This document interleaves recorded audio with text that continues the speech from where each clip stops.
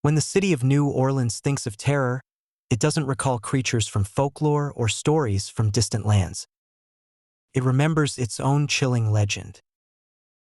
A killer who moved through the shadows like smoke. A madman who made a city dance or die. This is the story of the Axeman of New Orleans, where jazz met murder and mystery reigns supreme even today. The year was 1918. New Orleans, already famous for its wild spirit, was a city in transition. Jazz spilled out of every smoky bar. The Spanish flu was claiming lives by the thousands. And deep racial and class tensions simmered under the surface. It was into this volatile atmosphere that the Axeman stepped. He didn't stalk the elite or the wealthy. He targeted the ordinary, the immigrants, the grocers, the laborers. He attacked in the dead of night, leaving blood-soaked scenes that confounded even the toughest detectives. And most chilling of all, he never seemed to leave a clue. It began quietly. On May 23, 1918, Joseph and Catherine Maggio were found brutally murdered in their small apartment above their grocery store. Their throats had been slit with a straight razor. Their heads bashed in with an axe. Strangely, the murderer left the axe behind. He had chiseled out a panel in the back door to get inside. The community was horrified, but the police chalked it up to a robbery gone wrong. They had no idea. It was just the beginning. Over the next few months, the pattern became clear. The Axeman broke into homes by chiseling through doors or panels.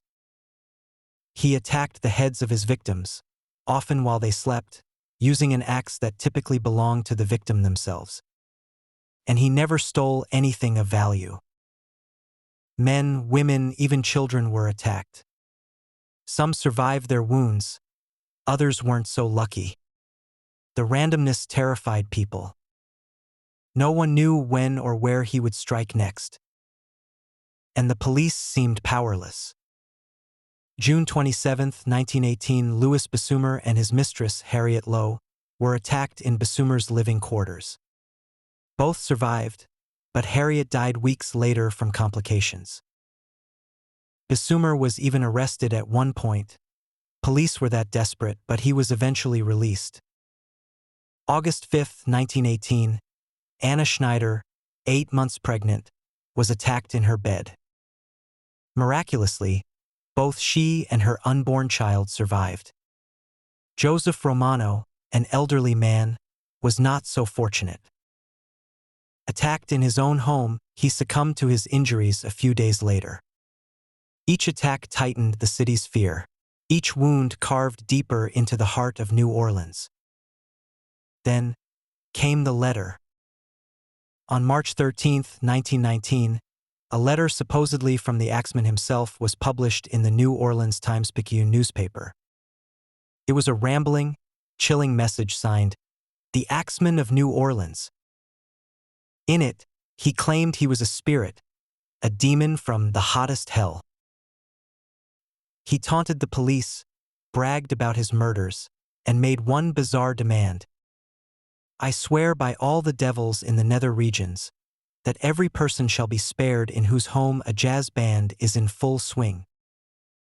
He promised to strike again the following Tuesday night, unless homes were filled with live jazz music. The city was gripped with terror, and then something surreal happened. March 19, 1919. As night fell, the city transformed. Every home, every bar, every restaurant overflowed with jazz music. Bands were hired on the spot.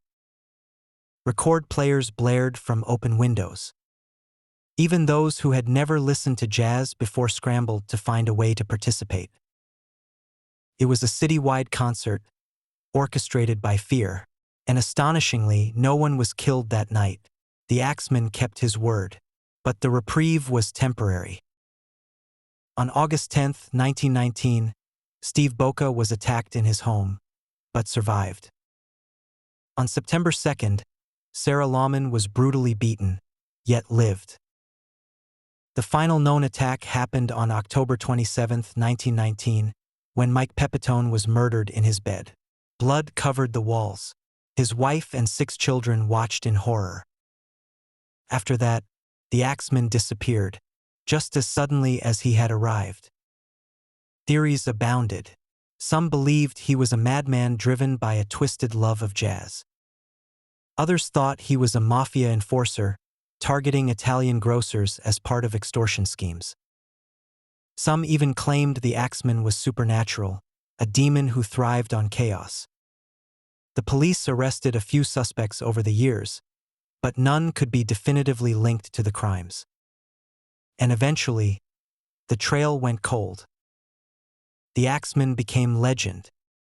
The story of the Axeman became woven into New Orleans folklore. Songs were written about him. Books speculated endlessly. TV shows and movies portrayed him as everything from a serial killer to an avenging spirit. But beyond the myths lies a grim reality. Over a dozen innocent people, most of them immigrants, workers, dreamers, were brutally attacked or killed. And their murderer was never brought to justice. The Axeman taught New Orleans a hard lesson. Sometimes evil doesn't wear a face. Sometimes it moves unseen through the night and dances to its own terrible music. Today, the echoes of that dark period still linger. Visitors to New Orleans sometimes claim to hear ghostly jazz music in deserted streets late at night. Some say they see shadowy figures flitting just beyond the reach of streetlights. Is it the spirit of the Axeman? Or simply the city's imagination, still haunted by a killer who loved jazz and death? Perhaps we'll never know. But one thing is certain. When the night is still and a saxophone wails somewhere in the darkness, New Orleans remembers. Thank you for joining us on this journey into one of America's most chilling unsolved mysteries. If you enjoyed this story, subscribe to SPARKO for more real-life mysteries, historic crimes, and the dark stories history tried to forget.